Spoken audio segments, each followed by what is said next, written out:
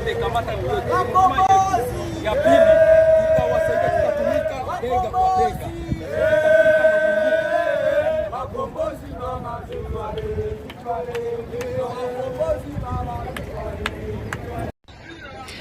Abana abaturage bo muri Kivu y'Amajyepfo hariya mu mujyi wa Uvira bazindukiye mu muhanda mu myigaragambyo yitabiriwe n'abaturage amagana hariya kuri uyu wa kabiri mu gitondo cya kare, nyuma y'uko bumvishe inkuru y'uko M23 igiye gukura abasirikare bayo hariya muri uriya mujyi wa Uvira. Abangaba barimo baramagana y'uko M23 itagomba kugenda, ahubwo igomba gukomeza ikayobora iki gice, ahubwo noneho ikagera n'ahandi bakavuga ati turabashyigikiye. Noneho uyu nguyu muri kubona aragira ati turagaragaza ko Tshisekedi nta bushobozi afite bwo kuyobora iki gihugu cyacu kinini gutya, niyo mpamvu dutangaje ko atari abayobozi ba M23 badusabye gukora uru rugendo. Oya ni igitekerezo cyacu twebwe abana ba Uvira, kuko dufite ibyishimo byo kubohorwa.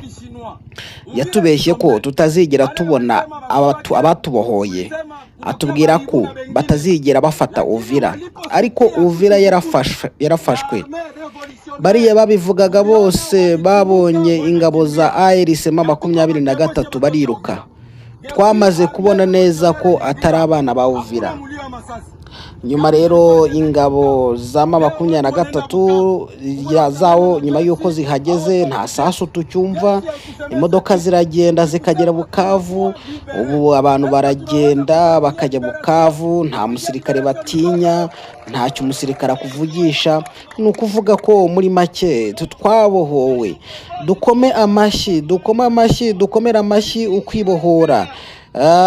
Twebwe twarabohowe, kandi turasaba ubuyobozi bwa M23 ngo uku kubohorwa nikurangirire muri Uvira, ahubwo uku kubohorwa kugere na Kinshasa, kuko Tshisekedi nta bushobozi afite bwo kuyobora iki gihugu.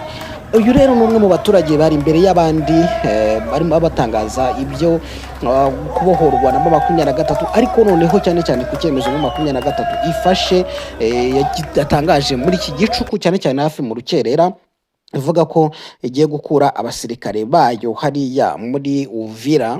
Noneho rero saba abaturage bonyine, ahubwo noneho hari n'abandi basohoye itangazo bavuga yuko ngo bagomba kujya mu myigaragambyo. Ni quartier yitwa Mulongwe, ni quartier ya Mulongwe hariya muri commune Mulongwe hariya muri Uvira. Babanditse n'umuyobozi wayo, yanditse aranasinya, aravuga ahamagarira abaturage ati baturage ba Mulongwe, ati twese twitegure, yaba ba papa yaba ba mama ndetse n'urubyiruko, tugende tujye mu rugendo rw'amahoro rwateguriwe kugaragariza M23 yuko turi kumwe nayo, kandi nk'abaturage ba Uvira turi kumwe nayo, dushyigikiye yuko twagumana nayo. Uru rugendo ngo ruraba kuri uyu wa kabiri ku itariki 16 z'ukwezi kwa 12 2025. Reka uru rugendo rwatangiye narwo saa saba hariya muri Mulongwe. Ni urugendo rwiswe cyangwa urwandiko rwiswe ariko kurarikwa nyine cyangwa guteguzwa. Urugendo rero ngo rukaba ruri butangirire ku cyicaro cya Mulongwe, rukazagera kuri meri ya Uvira. Ati kuhagera twacu twese ati ningira akamaro, mwese muze hanyuma twese tugaragarize M23 yuko tuyishimiye kandi twifuza yuko twagumana nayo, kubera ko twashimye uko twabanye nayo. Ni ukuvuga ngo n'abaturage bakomeje kugenda bigaragambya hariya muri Uvira, bagaragaza yuko mu by'ukuri icyemezo M23 yafashe batagishyigikiye. Ni icyemezo rero wowe ukigera hano nyuma y'iminsi 5 M23 ifashe Uvira, ni ukuvuga ngo weweho ukiza. Tukubwire ko mu itangazo yasohoye yatangaje ko umuhuzabikorwa wayo umukoloneli Nanga, muri iri tangazo yatangaje ko bagiye kuva hariya, wagiye gukura ingabo mu mujyi wa Uvira, nyuma y'uko ngo biri mu rwego rwo gusigasira intambwe zerutse guterwa mu biganiro by'idoha muri Katari hagati y'uyu mutwe ndetse na leta ya Kinshasa. Muri iri tangazo Nanga yagize ati AFC-M23 izakura ku bwayo ntawe igishije inama unilaterale ingabo zayo mu mujyi wa Uvira bijyanye n'ubusabe bw'ubuhuza bwa Leta Zunze Ubumwe za Amerika. Gusa ntiyavuze igihe M23 izakurira ingabo zayo muri uriya mujyi wa Uvira.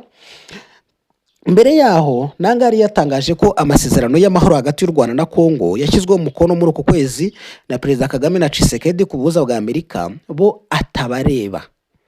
Ntacyo leta ya Kongo yahise itangaza kuri icyo cyemezo cya M23 cyo gukura ingabo muri Uvira. Nta kintu Kongo irabivugaho. Gusa Kinshasa yakomeje gusaba ko M23 iva mu bice byose yafashe, ikavuga ko ubusugire bw'icyo gihugu bugomba kubahirizwa. Gusa nta kirasobanuka neza cyateye M23 gufata iki cyemezo cyo kuva mu mujyi wa Uvira yari yafashe ku wa gatatu ushize, ariko itangaje ibi mu nyuma y'uko ku wa gatandatu Amerika yamaganye ibikorwa by'u Rwanda mu burasirazuba bwa Kongo, ivuga ko ngo u Rwanda ari rwo rufasha M23, ndetse Amerika itera intambwe isezeranya ko hari ikigiye gukora kugira ngo amasezerano y'amahoro ya Washington yubahirizwe. Amasezerano ngo perezida wabo yakobokeye yatanzemo imbaraga zose. Icyo gihe Minisitiri w'Ububanyi n'Amahanga Marco Rubio yavuze ko ibikorwa by'u Rwanda mu burasirazuba bwa Kongo ari ihonyorwa rigaragara ry'amasezerano ya Washington yasinywe na Perezida wa Amerika Donald Trump. Kinshasa rero n'inzobere za Loni bashinja u Rwanda gufasha umutwe wa M23 mu kuwuha imyitozo, abasirikare, ibikoresho no kuwuha amategeko. U Rwanda rwo rurabihakana rukavuga gusa ko rwashyizeho ingamba z'ubwirinzi. Kinshasa na Amerika rero bagakomeza gusaba ko u Rwanda rukura ingabo zarwo ku butaka bwa Kongo. Yaba Kigali n'izo raporo za Loni banashinja Kinshasa gukorana n'umutwe w'inyeshyamba wa FDLR urwanya ubutegetsi bw'u Rwanda ukora mu burasirazuba bwa Kongo. Kinshasa nayo ikabihakana. Ejo bundi nibwo twabagejeje inkuru y'umusesenguzi witwa Professor Jason Stines, baravuze ko kwagura ubutaka gufata Uvira kuri M23 cyari igikorwa cya mbere kibayeho cyo kwagura ubutaka, cyo kugira ubutaka bunini cyane uyu mutwe ugenzura. Kandi noneho ngo kuba ngo ifashe Uvira, yarafashe Bukavu, yarafashe Goma, biragaragaza yuko ngo ari ikintu gikomeye cyane. Gusa mu itangazo Nanga yavuze ko M23 yafashe icyemezo ubwayo nk'ingamba yo kubaka icyizere mu rwego rwo guha amahirwe menshi cyane ashoboka gahunda y'amahoro y'Idoha ngo igere ku ntego yo gutanga ibisubizo birambye ku ntambara. Yavuze ko mu gihe cyashize ingabo za RDC n'urugaga rw'imitwe y'abanyekongo ifatanya nazo yitwa Wazalendo hamwe n'abandi bafatanya nazo bashatse gufatirana ingamba nk'iyi igamije kubaka icyizere, bakisubiza ubutaka M23 yari yivuyemo, ndetse bakibasira abaturage bafatwaga ko bashyigikiye uwo mutwe ubwo wafataga aho hantu. Ubwo wafataga aho hantu bakawushyigikira, ariko noneho wavamo, yahanga yavugaga Rucuru, yavugaga Warikari. Bavuyemo, bamaze kuvamo FARDC iraza na Wazalendo na FDLR bose baraza bica abaturage, bagaragaje ibyishimo by'uko aho hantu habohowe na M23.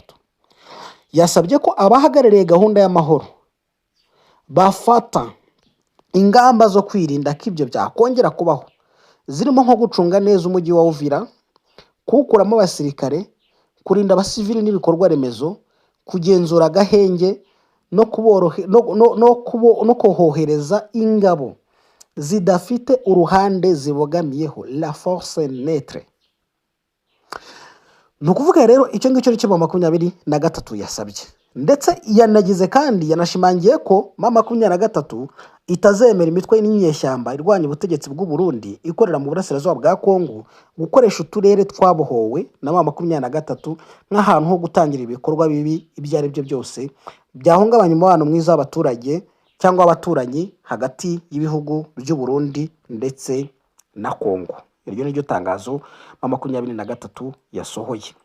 Hanyuma rero abaturage hariya muri Uvira bakomeje kugaragaza yuko iki cyemezo cya M23 ari icyemezo mu by'ukuri kitabashimishije, ndetse bakaba banateguye n'imyigaragambyo ikomeye cyane. Harimo bamwe ngubu bageze kuri Mairie de la Ville d'Uvira kugira ngo bagaragarize nyine 23 yuko bayishyigikiye. Ni ibintu mu by'ukuri bikomeje kwibazwaho ati biri buze kurangira gute, biri buze kugenda bite. Ahangaha muri Uvira abaturage 23 iravuga kugenda, abaturage bakigaragambya bati ntabwo twabyemera, ntabwo twakwemera yuko mugenda. Byose rero ni ibintu byo guhanga amaso, ese koko biraza kugenda gute? Turi bumo gutegura rero inkuru isesenguye igaragaza imvano y'iki cyemezo cya 23 cyo kuva hariya muri Uvira. Wowe ntuze kujya kure, turaza kubana.